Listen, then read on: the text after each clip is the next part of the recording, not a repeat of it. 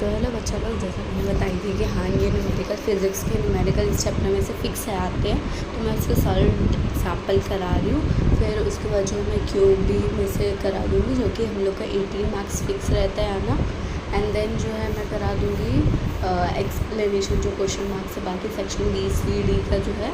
उसके बाद टाइम मिला तो मैं अनसॉल्व एग्जाम्पल भी ज़रूर कराऊँगी, so don't worry of that. Okay, next चलो हम लोग देख लें इंडेक्स में कि हम कौन सा चैप्टर करने वाले हैं।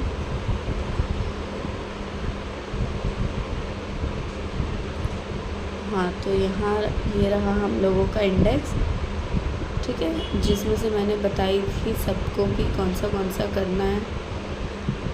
नेक्स्ट सबसे पहले यूनिट एंड मेजरमेंट, ठीक है। यहाँ पे 7, 8, 11 और ये हुए हम लोग के 4 चैप्टर।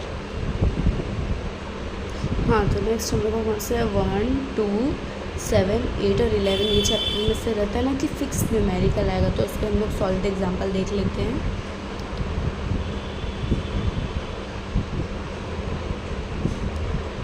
यहाँ पे रिलेशन बताया हुआ है, वैसे तो ये इतना डीप में नहीं पूछेगा।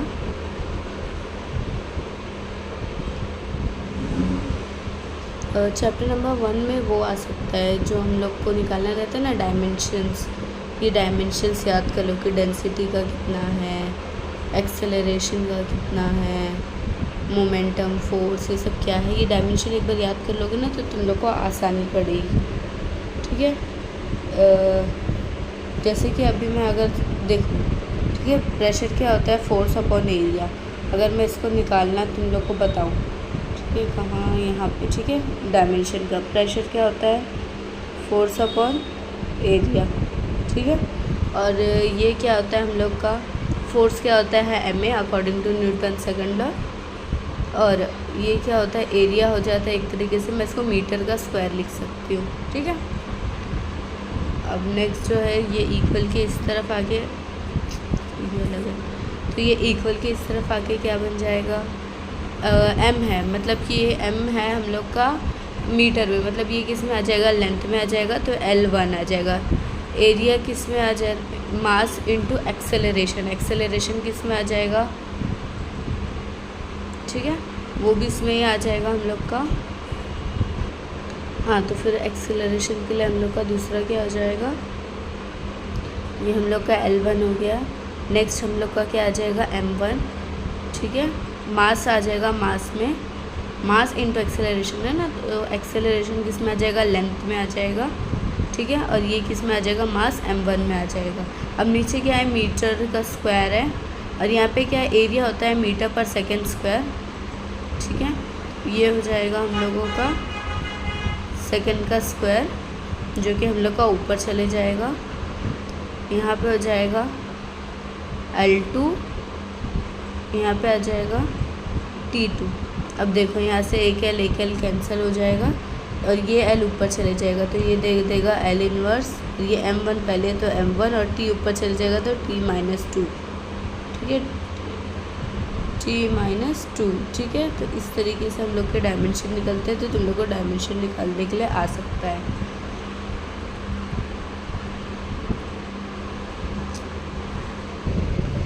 हाँ, नेक्स्ट उसके बाद मैं बता दूँ, यहाँ पे आ जाता है डायमेंशन एनालिसिस।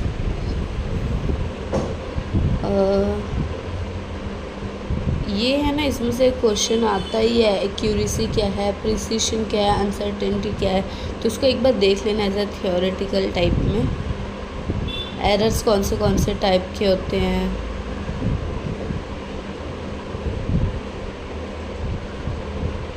ठीक।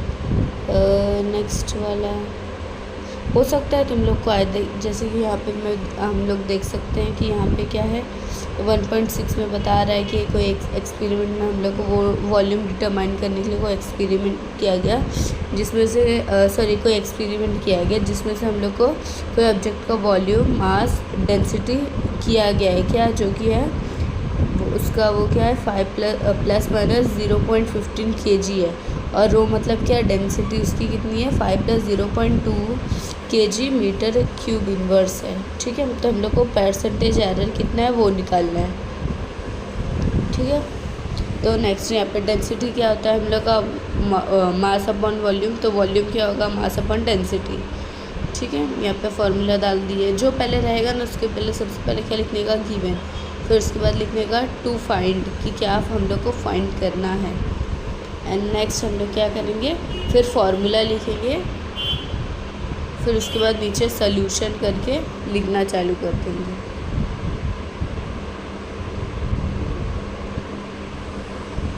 नेक्स्ट ये हो गया हम लोग का फॉर्मूला। अब परसेंटेज के लिए क्या करेंगे हम लोग, यहाँ पे क्या लिखा है, delta M upon M plus delta rho upon rho. मतलब यहाँ पे क्या है, यहाँ पे है ना मास अपॉन रो, तो यहाँ पे वही डेल्टा एम लिखा है, मतलब कि उसमें कितना चेंज हुआ और उसका टोटल क्या है। और यहाँ पे वही चेंज डेंसिटी में कितना हुआ और यहाँ पे वो कितना है, एरर क्या है उसमें।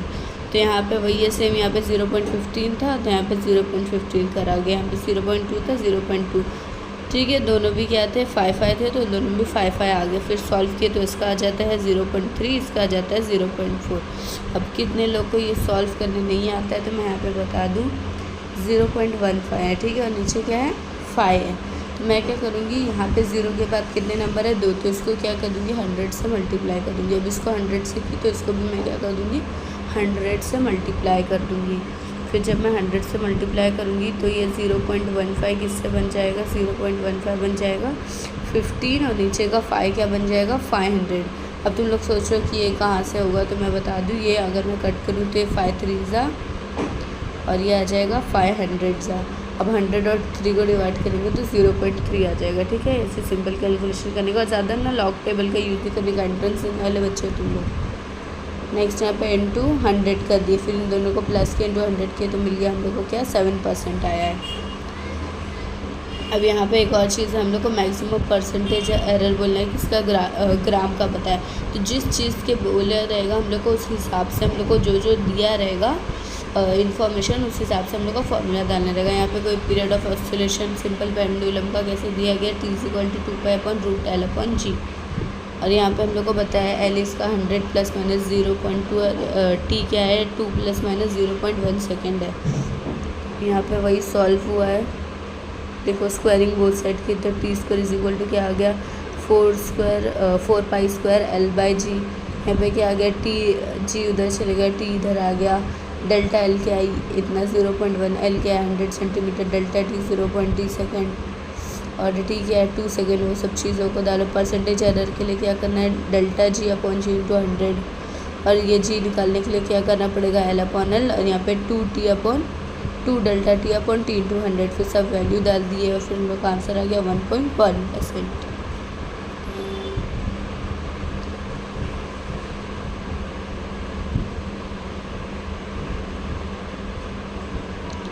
देखो यहाँ पे भी बहुत सारे हम लोग के सॉल्व न्यूमेरिकल्स है। अगर तुम लोग को चाहिए मैं ग्रुप पे पोल डाल दूँगी, तुम लोग बता देना कि सॉल्व एग्जाम्पल का मैं डालूँ कि नहीं डालूँ, क्योंकि मेरे को लगता है इसमें से आएगा।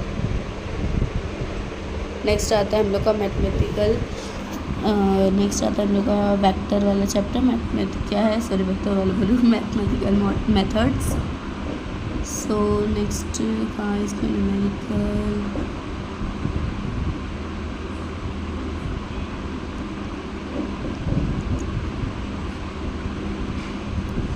देखो यहाँ पे है कुछ न्यूमेरिकल टाइप में।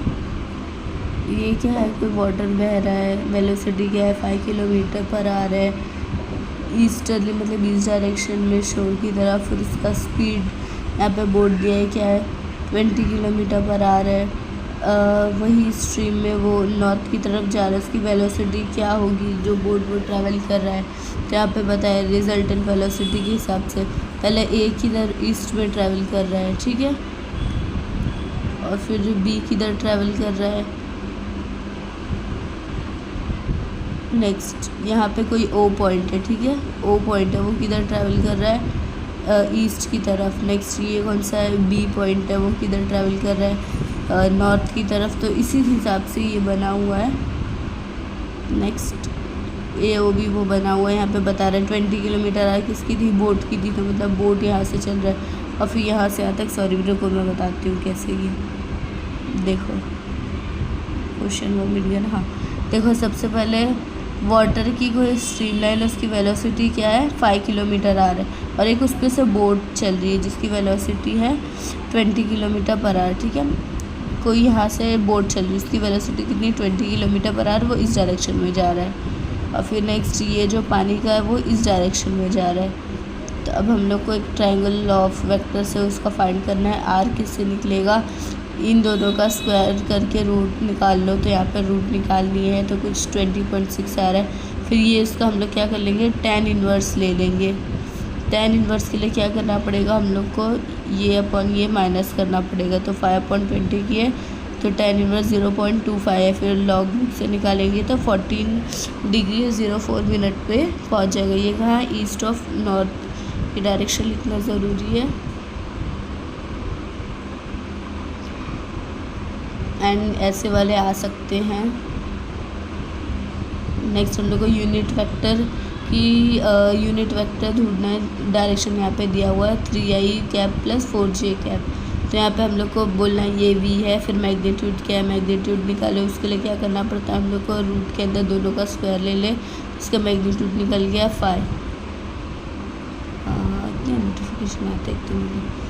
तो यहाँ पे क्या है, यहाँ पे alpha bar upon magnitude of v है। तो यहाँ पे अल्फ़ा क्या यूनिट वेक्टर है, तो अल्फ़ा कैसे निकलेगा v अपॉन v बार। तो ये है 3/5 i cap plus 4/5 j cap. अब ये कैसे ढूंढे, अल्फ़ा उधर गया, अल्फ़ा इधर गया, v इधर आया, या फिर अल्फ़ा इधर रहने दो। ठीक है, अल्फ़ा इधर रहने दो, v उधर गया तो उसके नीचे आ जाएगा, ये है ना, ये उसके नीचे आ जाएगा। और फिर अल्फ़ा आ गया तो नीचे। फिर वैल्यू डाल दो, इसकी वैल्यू क्या थी, अभी ये उल्टा मॉड ऑफ v है, मतलब ये नीचे जाएगा 5। तो ये क्या है 3i, और ये क्या है 4j कैप। उससे समझा होगा, ये इजी है, इजी ही है। फिर यहाँ पे बताया जा रहा है, फिर यहाँ पे क्या बताया जा रहा है कि कोई हम लोग को दिया हुआ है कि a बार क्या है i cap plus j cap, b कितना है 2i cap plus j cap. यहाँ पे मैग्नीट्यूड दोनों का क्या है, तो a कैप का निकाले, दोनों के मैग्नीट्यूड को प्लस किया, रूट स्क्वायरिंग किया, फिर प्लस किया, फिर उसका रूट निकाल दिया। तो दोनों का क्या है √5। और यहाँ पे क्या बोला जा रहा है, दोनों की मैग्नीट्यूड इक्वल है। और जबकि क्या है, उन लोग का करस्पॉन्डिंग कंपोनेंट क्या है, इक्वल नहीं है। तो इसलिए ये दोनों एक दूसरे से इक्वल नहीं है, ये बताना था। यहाँ पे पूछा this two vector are equal, तो वही पूछा गया था, तो बताना था यार।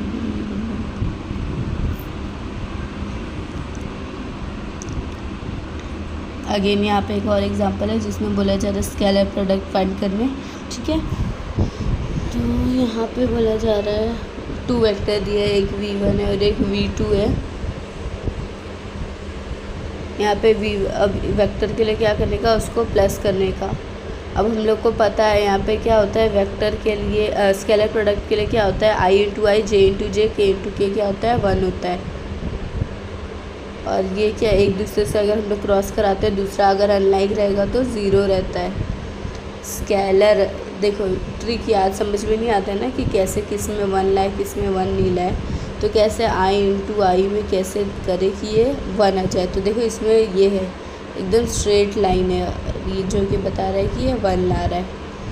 ठीक है, उसके बाद वेक्टर में o है, तो इससे पता चलेगा इंटू ये 0 हो जाएगा। ठीक है, ट्रिक याद रखना।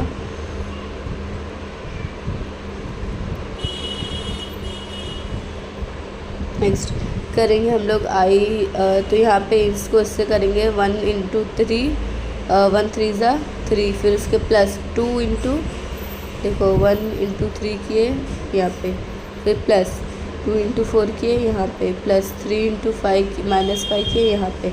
तो जिसको हम लोग को सॉल्व करने के बाद आंसर आ रहा है -4। जबकि ये क्या हो गया, एक दूसरे के साथ बन के 1 बन गए, इसलिए ख़त्म हो गया। इजी ही है, बहुत इजी है ये सबका।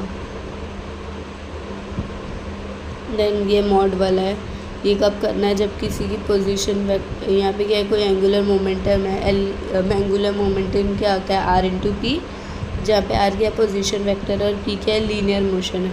अब यहाँ पे दोनों की वैल्यू दी गई है आर और पी की, और हम लोग को एल निकालना है। तो एल क्या होता है, आर इंटू पी। क्रॉस में हम लोग ऐसा करते हैं, देखो मॉड निकालते हैं, क्रॉस प्रोडक्ट में हमेशा हम लोग क्या करते हैं, मॉड निकालते हैं।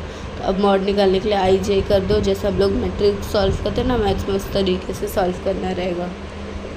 अब यहाँ पे पता है ए बार ये है, बी इतना है, हम लोग को एंगल बिटवीन निकालना है। तो उसके लिए क्या हो जाएगा, दोनों के बीच का एंगल इन डॉट ए इंटू बी है, तो उसका हो जाएगा ए बी कॉस थीटा। तो ये जिसकी वैल्यू होती है A into B plus A1 B1 plus A2 B2 plus A3 B3। तो यहाँ पे है क्या, 3 वैल्यू, हाँ 3 है, तो इन सबको प्लस कर दो और नीचे क्या करो, कॉस थीटा के लिए ए बी को उधर भेज दो और कॉस थीटा इधर निकलेगा। ए बी निकालने के लिए देखो कैसे लोग ने सबको प्लस किए, इसके मैग्नीट्यूड को फिर रूट में निकाले हैं। उसी तरीके से 17 फिर कुछ आंसर आ गया है। फिर थीटा को निकालना है तो उधर भेज दो कॉस इनवर्स, और ये लॉग टेबल की मदद से निकल जाएगा। अगर तुम लोग को नहीं समझ में आता कि कैसे तुम लोग को एंगल निकालना है, तो तुम लोग cos theta is equal to 0.2764 है ना, यहाँ तक भी करोगे तो टीचर मार्क्स देगी, ऐसा उतना टेंशन नहीं लेना। बट कॉस थीटा निकल के लॉग टेबल से कर दोगे तो ज़्यादा बेटर रहेगा। यहाँ पे कुछ पी की वैल्यू दी है, क्यू की वैल्यू दी है, और यहाँ पे हम लोग को एम ढूंढना है। एम पी और क्यू क्या है, सेम डायरेक्शन में जा रहे हैं, तो इसलिए मतलब इन लोग का सेम प्रपोर्शन भी होगा। यहाँ पे देखो एक m दिया हुआ है -mj कैप, मतलब दोनों का proportion p upon Q equal to p upon Q ऐसा है, 4/2 ऐसा वाला को भी खराब हो जाता है। तो यहाँ पे हम लोग m का 2 हिस्से में करके ले लिए, इसको छोड़ देंगे। m क्या रहेगा, उधर जाएगा, क्रॉस मल्टीप्लाई करेंगे इसको इससे, इधर उधर भेज देंगे, तो ये हो जाएगा -4m इक्वल टू -1/2। ठीक है, इस हिसाब से हम लोग ने वो किए हैं यार, तो क्या हो जाता। हाँ नेक्स्ट बुक से तुम लोग को समझ ही रहा होगा।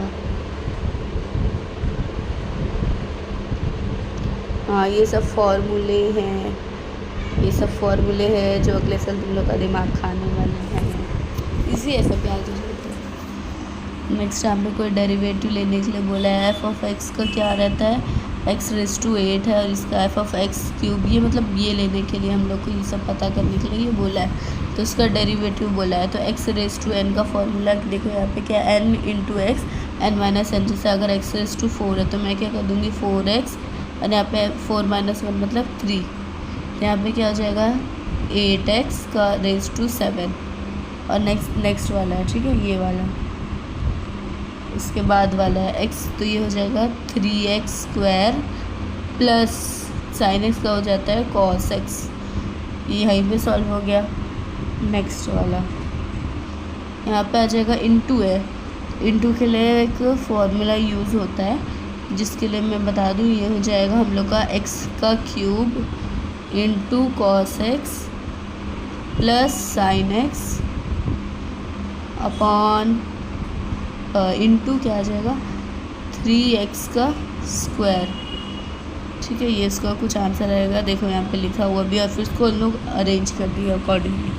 तो ये होता है डेरिवेटिव निकालना। नहीं आ रहा है तुम लोग को तो छोड़ सकते हो, अगले साल तुम लोग को बट करना ही है। फिर यहाँ पे इंटीग्रेशन का आ जा रहा है, ये सब ना एक फार्मूला पे बेस्ड होता है, वो याद है तो तुम लोग एकदम आसानी से कर लोगे। यहाँ पे देखो फार्मूला है उसके। अब ये ऐसा है, अभी कुछ भी अगर कभी भी ऐसा रहेगा तो क्या रहेगा, अभी कभी भी ऐसा है x⁸ है, ठीक है, तो उसके आंसर में मैं क्या कर दूँगी, ये क्या है x है तो यहाँ पे x लिख दूँगी, ऊपर क्या है 8 है तो 8 है, ऊपर +1 कर दूँगी और नीचे यही 8 + 1 कर दूँगी, तो ये क्या हो जाएगा x⁻9/9, ये निकल गया। अब यहाँ पे x का स्क्वायर है ना, तो यहाँ पे मैं कर दूँगी x³/3 कर दूँगी, और यहाँ पे देखो लिमिट भी दी गई है 5/2। तो मैं क्या करूँगी, एक बार x की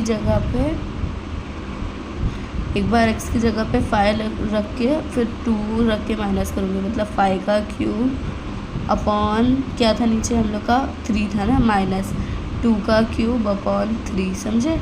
इसको बोलते हैं upper limit minus lower limit करना। तो 5³ कितना होता है 125 होता है ना, और 5 × 25 25 × 5, हाँ हाँ नेक्स्ट क्या है, अपॉन 3 है तो 3 कर दो, माइनस करना है, यहाँ पे प्लस ही करना है, माइनस इसका क्या आ जाएगा 8 आ जाएगा, 8/3। अभी दोनों का सेम है, 125 में से 8 गया तो कितना बचा, 5 इधर से गया, 3 उधर से गया, मतलब 117 अपॉन, अरे यार ये क्या हो गया इसको, हाँ 117/3, तो ये इसका आंसर है। इस तरीके से इसको सॉल्व किया जाता है, इसको बोलते हैं लिमिट लगा के सॉल्व करना।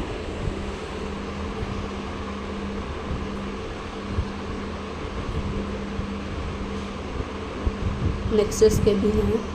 अब नेक्स्ट हम लोग डायरेक्टली भागते हैं अपने 7 के उस पर। 7 वाला चैप्टर तो बहुत ही इजी है। ये कौन सा निकला, 5th आया।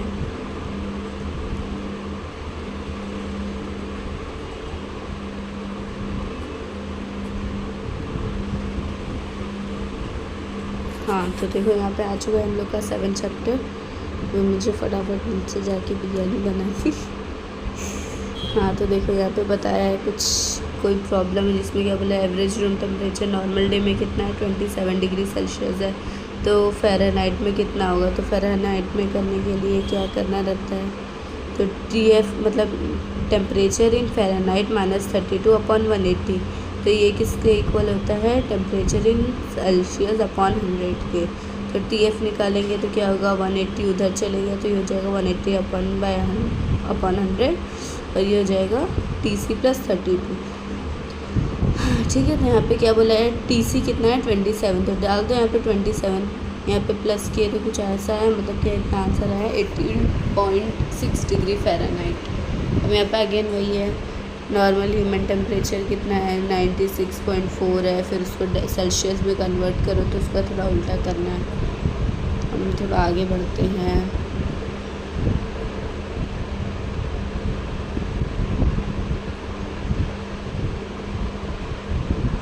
हाँ तो नेक्स्ट यहाँ पे क्या है, कोई मर्क्यूरी कॉलम है, ठीक है, ग्लास मर्क्यूरी ग्लास पे रखा हुआ है थर्मोमीटर, और वहाँ पे क्या है, फिर उसका कितना है 25 mm है आइस पॉइंट, और फिर ये क्या है स्टीम पॉइंट 180 mm में। तो हम लोग को बताना है टेम्परेचर लेंथ जब इसका 860 mm हो जाएगा तो कितना हो जाएगा। तो यहाँ पे क्या बताया है, थर्मोमेट्रिक प्रॉपर्टी P क्या है, लेंथ ऑफ मर्क्यूरी की, इक्वेशन से क्या मिल जाएगा, T = 100 है। यहाँ पे क्या हम लोग का 60 - 25, मतलब ये आइस पॉइंट को माइनस कर देंगे अपॉन, ये स्टीम पॉइंट है, steam point minus ice point, तो ये हम लोग को मिल जाएगा कुछ 22.8। नेक्स्ट हम लोग का आता है रेजिस्टेंस ऑफ थर्मोमीटर है, जो कि कितना है, रेजिस्टेंस इसके पास 95.2 का, और आइस पॉइंट है the ice point N, steam point पे कितना है उसका, ये आइस पॉइंट पे है, और स्टीम पॉइंट पे है मतलब हाफ वाले पॉइंट पे कितना है 138.6। तो हम लोग को बताना एक्चुअल टेम्परेचर उसका कितना होगा 27 डिग्री सेल्सियस पे। तो नेक्स्ट हम लोग इसको भी सॉल्व करेंगे। तो नेक्स्ट यहाँ पे क्या है, थर्मोमेट्रिक प्रॉपर्टी P क्या है, रजिस्टर है, सेम वे में इसको भी हम लोग करेंगे, फिर इक्वेशन के हिसाब से डालेंगे हम लोग यहाँ पे वैल्यू, और हम लोग की कुछ 106.92 ओम आ जाएगा। फिर यहाँ पे हम लोग को वही बताया है, जो मैं ढूंढ रही हूँ वो कहाँ है, जिसमें से मोस्टली आता है। देखो यार ये टेम्परेचर का ना कोई आता है, एक आता है, हो सकता है तुम लोग को लास्ट के उसमें 2 मार्क के लिए आ जाए, या तो फिर सेक्शन बी में आएगा, इसमें से आता है एक, या तो सेक्शन बी में आएगा तो सेक्शन डी में 2 मार्क्स के लिए आएगा, 2 मार्क्स के लिए आता है। हाँ देखो, हाँ कहाँ गया, हाँ ये सब, यहाँ पे कोई मेटल की रॉड है 27 डिग्री सेल्सियस पे कितना है 4 सेंटीमीटर का, फिर लेंथ इंक्रीज़ हुआ 4 से 4.02 बन गया सेंटीमीटर। उसको कितने टेम्परेचर तक हीट किया गया है 387 डिग्री सेल्सियस तक। तो हम लोग को कोफिशिएंट ऑफ लीनियर एक्सप्रेशन निकालना है। T1 कितना है 27, T2 387 डिग्री सेल्सियस, L1 कितना था 4 सेंटीमीटर, जो कि हो जाएगा, हमेशा ऐसा यूनिट में कन्वर्ट ज़रूरी है, सेंटीमीटर को मीटर में कन्वर्ट करने के लिए 10⁻² लगता है।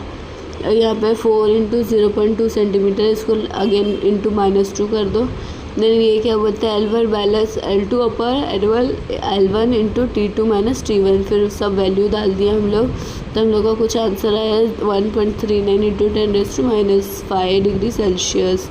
देन यहाँ पे अगेन कुछ वैसा ही है, यहाँ पे भी T1 दिया है, L1 दिया है, L2 दिया है, यहाँ पे अल्फ़ा दिया, मतलब ये जो हम लोग अल्फ़ा ढूंढ रहे थे ना ये दिया है, तो मतलब हम लोग को क्या ढूंढने बोला होगा T2, तो मतलब थोड़ा जगह एक्सचेंज करेंगे तो आएगा हम लोग का। नेक्स्ट ये कुछ नया है, इसमें क्या हम लोग उसके लिए ये यूज़ करेंगे ना, कोई एल्यूमिनियम की प्लेट है जिसमें का एरिया है 286 सेंटीमीटर स्क्वायर है, और कितने डिग्री सेल्सियस पे 20 डिग्री सेल्सियस पे उसका एरिया फाइंड करना है। जब अगर हम लोग 180 डिग्री तक उसको हीट किए तो एल्यूमिनियम के लिए क्या बताया, यहाँ पे बताया 4.9 इंटू 10⁻⁵ डिग्री सेल्सियस होता है कोएफिशिएंट। यहाँ पे T1 है, T2 है, A1 है, तो मतलब हम लोग क्या ढूंढेंगे A2 ढूंढेंगे, और यहाँ पे बीटा दिया हुआ है, ठीक है। तो यहाँ पे वैल्यू डाल दी है हम लोग ने, बीटा की क्या आता है सेम टू सेम फॉर, अब तुम लोग देखोगे ना सेम टू सेम ही है, बट लीनियर रहा तो इसमें क्या रहता है L2 माइनस L1 रहता है, और इसमें क्या है और अल्फ़ा रहता है बीटा की जगह पे। और नेक्स्ट वाले फार्मूला में गामा रहेगा, और यहाँ पे क्या रहेगा वॉल्यूम की बात करेगा वो, देखो हाँ यहाँ पे फार्मूला भी है।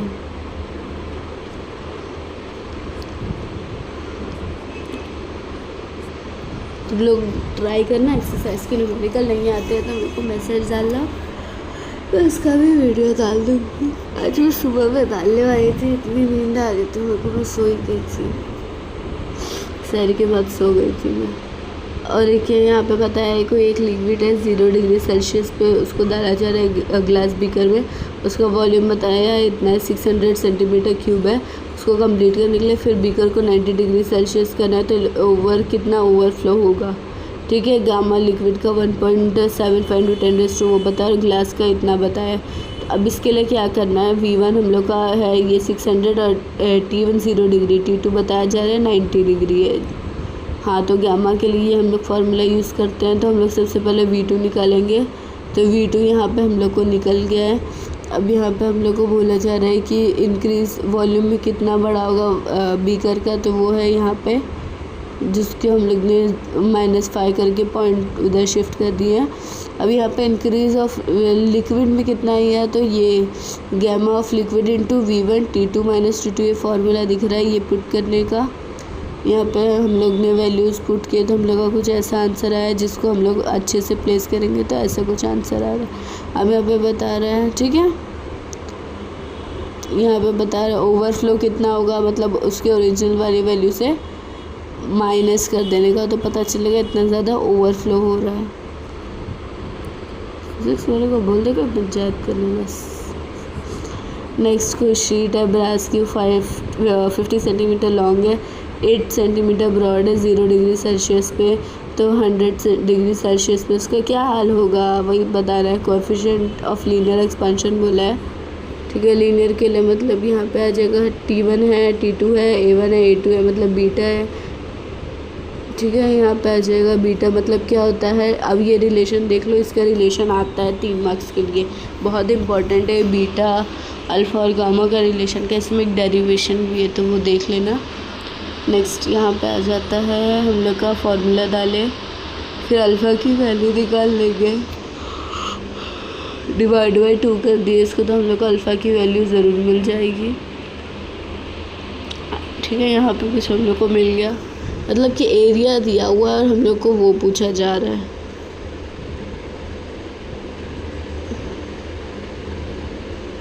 यहाँ पे भी दिया हुआ है कोई थर्मल कैपेसिटी, अरे यार कोई थर्मल कैपेसिटी है, कॉपर ब्लॉक मास कितना है 0.2 kg है, स्पेसिफिक कितना ये 290 जूल पर kg डिग्री सेल्सियस है। यहाँ पे मास लिखे, यहाँ पे एस लिखे, वो क्या होता है m/s होता है, फिर मल्टीप्लाई किए तो 58 जूल ये निकल गया।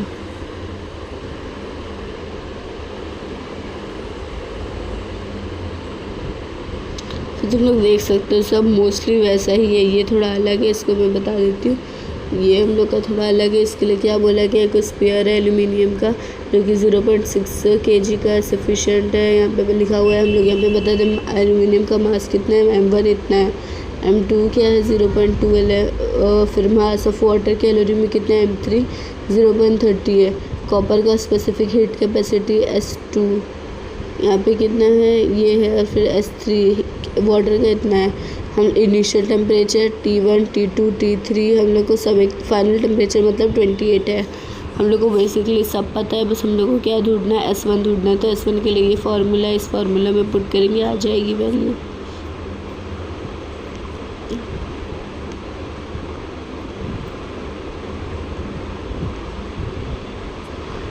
देन एक इसमें का भी देख लो। और फिर 0.1 kg का आइस है 0 डिग्री सेल्सियस पे, उसको हम लोग इतने किलो ऑफ वाटर में दिए 35 सेल्सियस में। तो रिजल्टिंग टेम्परेचर क्या है 7.8 है। तो हम लोग को हीट फ्यूजन कितना वो निकालना है। तो m ऑफ आइस कितना है, ये मास ऑफ आइस इतना है, मास ऑफ वाटर इतना है, टेम्परेचर ऑफ आइस इतना है, टेम्परेचर ऑफ वाटर इतना है। तो टोटल ऑफ फाइनल कितना है 7 ये है।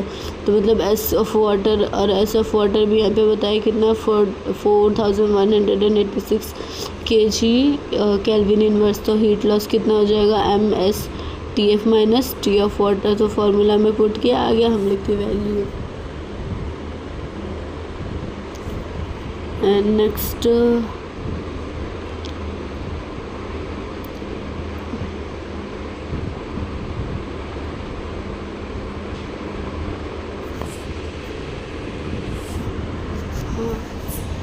तो अभी नेक्स्ट क्या है हम लोगों का, ये सब थोड़ा देख लेना। नेक्स्ट आता है साउंड चैप्टर। साउंड में से हम लोग को आता है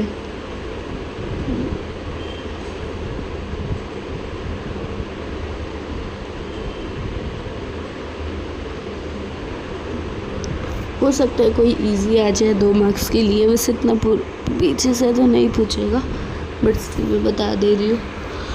हम लोग कुछ सुन रहे हैं आउटडोर लाइव कॉन्सर्ट सुन रहे हैं, जो कि कितने डिस्टेंस में 150 है। और यहाँ पे ब्रॉडकास्ट से कॉन्सर्ट है। यहाँ पे ट्रैवल का बताया जा रहा है 3000 किलोमीटर है इसको रीच करने में। किसको सबसे पहले म्यूज़िक सुनाई देगा। वेलोसिटी ऑफ लाइट इतनी है यहाँ पे बता रहा है। एंड साउंड इतना है 3 × 30 मीटर पर सेकेंड। तो time taken sound to reach you, time हम लोग को कितना साउंड को कितना लगेगा हम तक पहुँचने में 0.4546। Time taken by the broadcast which is done by EM waves. EM wave से हो रहा है इसलिए वो लाइट के स्पीड से चलेगा, तो जो कि हो जाएगा 10⁻² सेकेंड्स में। और हम लोग के दोस्त को क्या पहले आवाज़ सुनाई देगी क्योंकि वो EM वेव से सुन रहा है। और हम लोग क्या उससे इतनी दूरी पे है, 150 मीटर की दूरी पे है।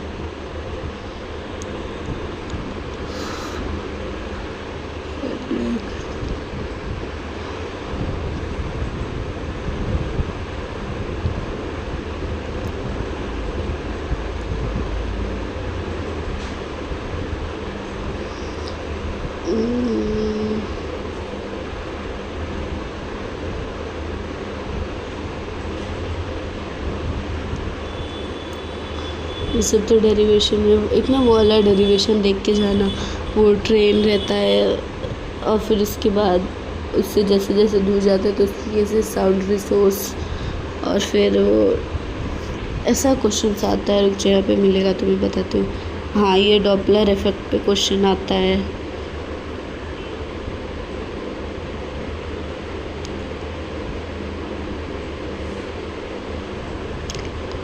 तो कुछ नहीं मिला अभी ना, टाइम बहुत हो रहा है। तो मैं 11 चैप्टर का भी एक बार ओवरव्यू टाइप में दिखा देती हूँ, बाकी मैं बता दूँगी बहुत जल्दी, don't worry for that.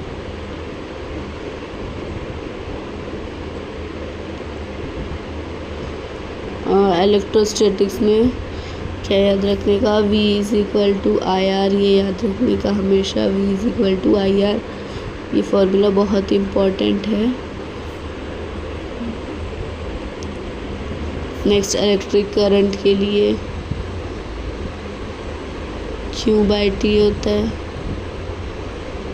Next यहाँ पे देखो कैसे दिया हुआ है, यहाँ पे हम लोग को वैल्यू बताई गई है। ई क्या है, इलेक्ट्रॉन पे चार्ज कितना 1.6 × 10⁻19। यहाँ पे नंबर ऑफ इलेक्ट्रॉन दिए हुए हैं 10⁻28 इलेक्ट्रॉन पर मीटर क्यूब में। डायमीटर दिया हुआ है और एरिया क्या होता है d/2, जो कि हम लोग को ये मिल जाएगा। आई क्या है 100 एम्पियर है। फिर Vd क्या होता है G/Ne, और आई अगर हम लोग निकालेंगे तो वो क्या हो जाएगा I/NaE। तो हम लोग यहाँ पे क्या होता है ए जो है वो हम लोग का क्रॉस सेक्शन एरिया जो है πr²। तो हम लोग जो निकाल लेंगे यहाँ से फिर फॉर्मूला में पुट करेंगे। यहाँ पे अगेन एक वायर का रेडियस दिया हुआ है, उसका आई 1 एम्पेयर है। जे ढूंढने बोले तो वो जे क्या होता है I/A होता है।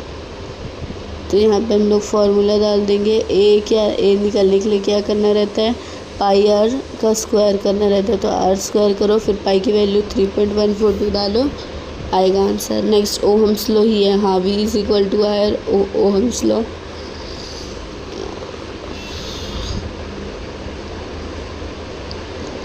देन ये भी याद रख लेना, इसमें से भी ऐसे न्यूमेरिकल आते हैं जिसमें हम लोग को पता करना रहता है कितना उसका वोल्टेज है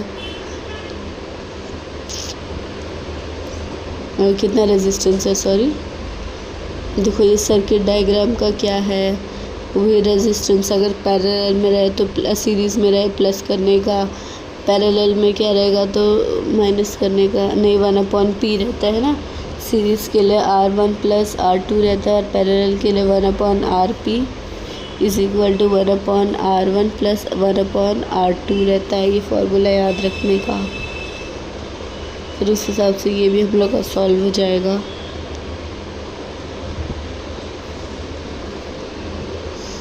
यहाँ पे रेजिस्टेंस बोला है तो रेजिस्टिविटी का फॉर्मूला रो क्या है RA/I है। ठीक है, रेजिस्टेंस पर मीटर जो कि होता है R/L। यहाँ पे फॉर्मूला हिसाब से डाला गया है।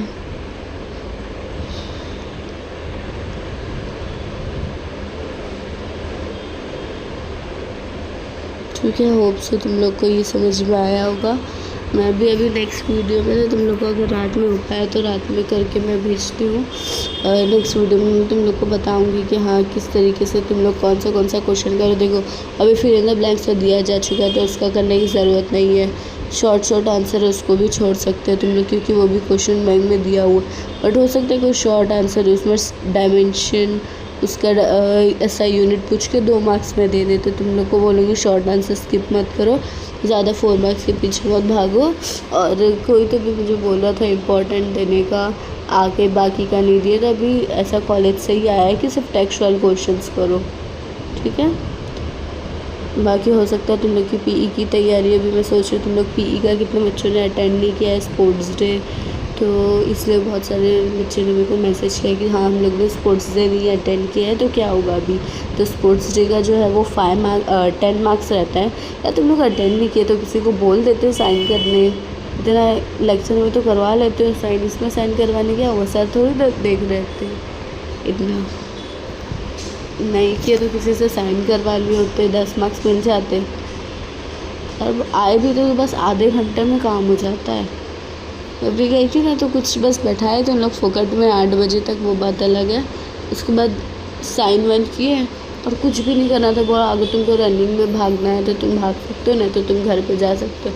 मैं मेरे फ्रेंड हम लोग से थोड़ा बहुत भागे थे हम लोग, उसके बाद घूमे कॉलेज, फिर घर पे चले गए थे। इतना तो किया होता तुम लोग।